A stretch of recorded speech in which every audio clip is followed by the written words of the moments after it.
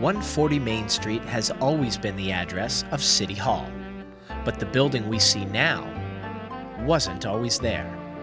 The original town hall stood here first, before meeting a fiery end over 100 years ago. In 1871, the original City Hall in Marlborough housed more than just city officials. There was also the post office, the People's National Bank, the police station, and the public library. But the original structure was not long for this world. On Christmas night of 1902, the 31-year-old building was consumed by fire. It was a freezing cold night. And what happened was everything froze up. And they couldn't get any water out of their hoses or anything. So they couldn't fight the fire. So they had to stand there and watch it burn to the ground. No lives were lost that night, but Marlborough lost plenty of its history.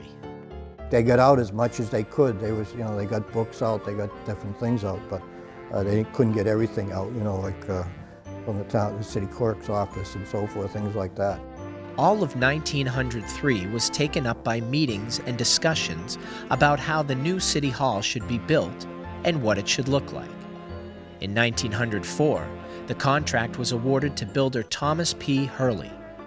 Hurley and three architects, Francis Allen, Charles Collins, and J. Lawrence Berry, took on the task of bringing the new public building to life.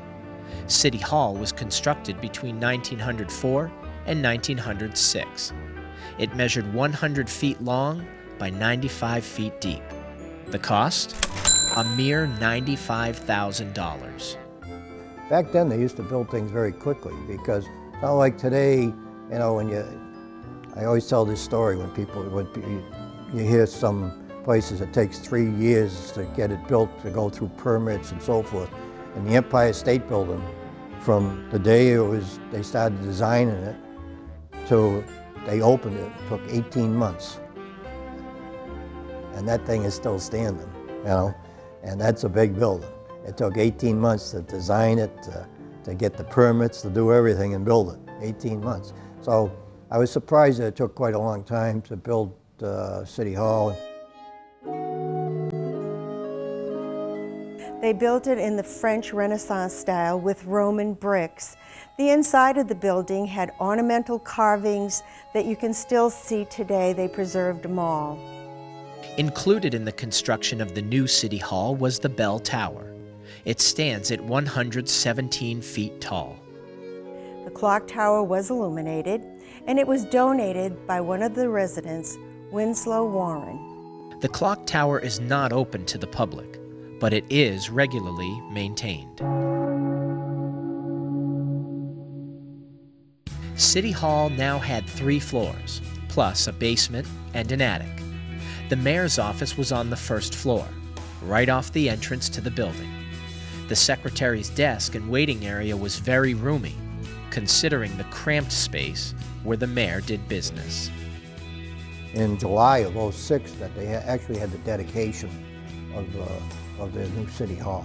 Is when, I guess, everything was finally done inside and they had the dedication. They were probably using it before that. There were 2 chambers set up on the second floor, one for the aldermen and the other for the common council. When the city moved to a Plan B form of government in 1921, the aldermen and common council were dropped in favor of just the mayor and a city council. They had to weed that out for the early years of being a city. They were growing.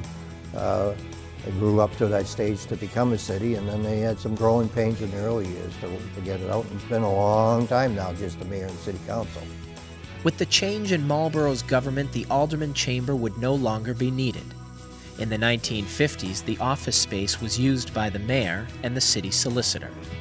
There was leftover space after the offices were renovated in the late 1980s, so Memorial Hall was created for the purpose of holding meetings. The chamber across the hall is now used by the City Council. City Hall was filling up to a point where more space was needed. Once again, the mayor's office would be moved to the attic. Because of the beams that held up the ceilings in the 2 chambers, the mayor's office needed to be raised. Stairwells were also added to meet the building code. Until that happened, the only way out in case of a fire was the main staircase, which would have acted as a chimney.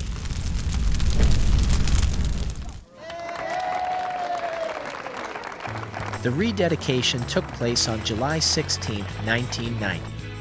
The coincidental part of this story is that back in 1906, 9,000 people walked through the new building. And it was estimated that roughly 9,000 more walked through the old building to see the new renovations.